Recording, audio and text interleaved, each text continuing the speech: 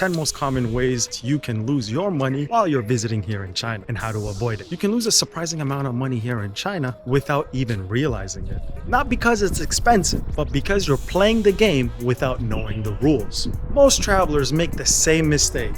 Small ones, repetitive ones, harmless ones, but they add up. Hundreds, sometimes thousands, gone out of your pocket. But if you understand how the system works, you don't have to lose that money.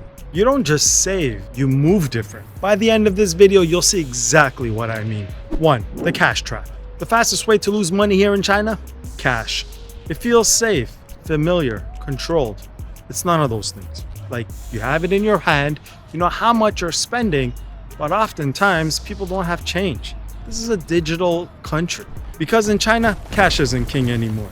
Your taxi won't need it. Your food won't need it. Even a street vendor on the street, on the side, as you're walking, won't need it.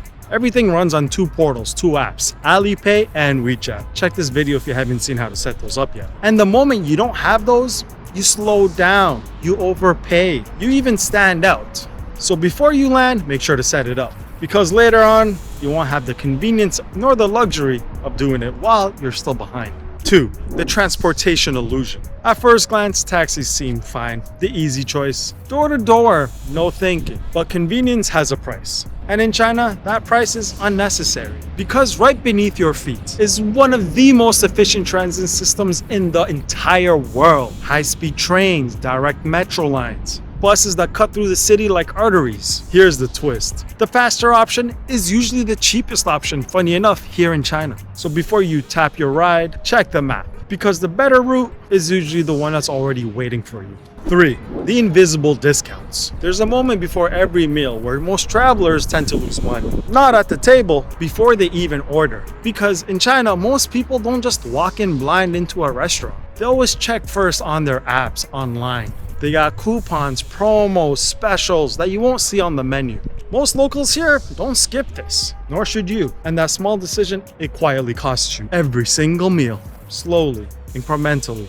4. The tourist package illusion. Here's something nobody tells you. China isn't actually expensive to explore. In fact, most of it is actually quite accessible. The problem isn't the price, it's the packaging. 20 attractions in 4 days, limited time explorations, exclusive access. It sounds efficient, but it trades experience for speed. And the truth is, the best parts of China aren't always ticketed. They're lived. So instead of chasing everything, just slow down. Because the moment you stop rushing, the entire trip changes. 5. The 1 mile mistake. There's a distance where people always hesitate. Too far to walk, maybe I should take a taxi. Too close for a taxi. So they default. They overpay. For a convenience they didn't need. But in China, there's a third option. Quietly, everywhere. Bikes. Unlocked in seconds. Costs almost nothing. Moves with the city. Once you start using them, you start realizing something. You're no longer visiting, you're flowing. Number 6, the daily drain. Doesn't feel expensive at first. $1 here, a rental there, a power bank when your phone dies. And again and again. Paid far more than you actually needed to. Because in China, your phone isn't an option. It's your wallet, it's your map, it's your translator, it's your access point. And when it dies, so does your options. So instead of reacting every day, just prepare once, because convenience compounds. Be sure to get a charger that is capable with at least 10,000 milliamps and has that CCC rating. That way it's not confiscated when you go through security in highly secure areas like airports and high-speed trains and whatnot. That way it helps you get by and you have your phone, you can use it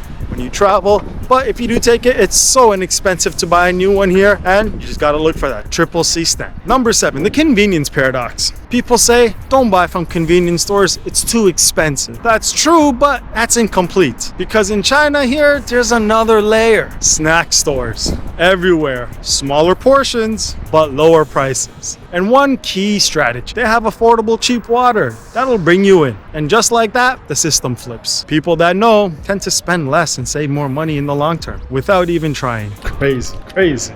Number 8, the travel assumption. Most people assume when you travel long distance, you gotta take a plane. Wrong. In China, that assumption will cost you, because the real advantage here isn't air flight, it's on the ground. It's these bullet trains. These bullet trains move faster than traffic, with none of the airport friction either. And sometimes a smarter move isn't speed, it's size and luxury and convenience and being able to have legroom. And you can also use time for your benefit. Overnight trains, great. I get to sleep and wake up in a new city fully refreshed. I love it. Not only do you save money, time, it's all just in one move. Number 9 is the souvenir trap. Tourist areas are just designed for one thing: impulse. Bright displays, local specialty, limited items, stories created to justify the price. But here's the pattern. The more the emotional the pitch, the higher the markup. And once you see it, can't unsee it. So the rule becomes very simple. You don't plan on buying it, don't purchase it. Probably shouldn't. Number 10, the tipping myth. In many countries, including mine, Canada, US, many other countries, tipping is expected. In China, it breaks the script. The price you see is the price. That's it. No extra layer. Usually if it's a foreign-owned business, they might include some taxes because that's how they manage it. But if it's a Chinese-owned business, the price you see is the price you get. No extra layer, no hidden expectations. And sometimes if you actually leave money behind, they'll come down and chase you to give it back to you. So here's the question. Is China ever expensive, or were you just playing the wrong game? Because once you understand the system, everything shifts. You move faster, you spend smart, blend in better, and the experience feels completely different.